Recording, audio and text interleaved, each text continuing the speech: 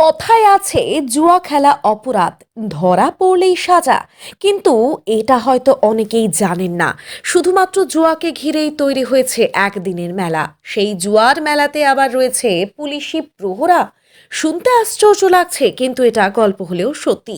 এ এক এমন আজব মেলা যেখানে বাড়ির মেয়ে, বউ এবং বয়স্করাও অন্তত একটা দিন জুয়ার আসরে অংশ নেন। কারণ একটাই, সংসারের আর্থিক সমৃদ্ধি এবং সুখ শান্তির কামনায় শতবর্ষ প্রাচীন এই জুয়ারি মেলা আজও হয়ে চলেছে পুরাতন মালদার পুরসভার অন্তর্গত মোকাতিপুর এলাকায়। সোমবার ছিল মূলা ষষ্ঠী, আর সেই মূলা ষষ্ঠীর পুজো দিয়েই বাসি মুখে জুয়া খেলায় অংশ নেন মহিলারা। কেউ হারেন, আবার কেউ জেতেন, কিন্তু হার জিত বড় কথা নয়। এই জুয়ারি মেলাকে ঘিরে প্রচলিত রয়েছে যে মূলা ষষ্ঠী পুজোর পর মেলাতে জুয়ার আসরে অংশ নিলেই সংসারে আসবে আর্থিক সমৃদ্ধি, গোটা বছর থাকবে সুখ শান্তি। এই মেলা দেখতে আশপাশের গ্রাম থেকে বহু মানুষ ভিড় করেন। সুষ্ঠুভাবে মেলা পরিচালিত করার ক্ষেত্রেও থাকে পুলিশি প্রহরা, যাতে ছিচকে চোরের কোনো উপদ্রব না হয়।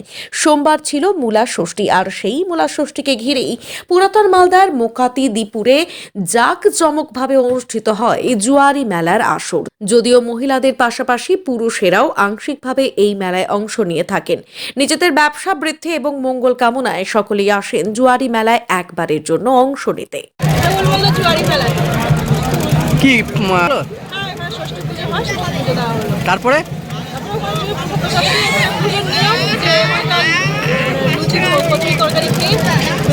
জল খেয়ে উপাস ভাঙতে হয়। আচ্ছা, ওখানে গিয়ে তারপরে এখানে এসে জুয়া খেলে মেলাটা ঘুরে। জুয়া খেললেন? এখনো খেলেছি, একটু হেরে গেছি, চেষ্টা করবো আরেকবার। কোথা থেকে এসছেন?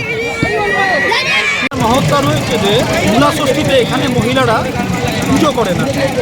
পুজো করার পর ওনারা যে ভোগটা এখানে দেয়, সে ভোগটা লেউড়ি সন্দেশ ভারতবর্ষের একমাত্র এখানেই পাওয়া যায়।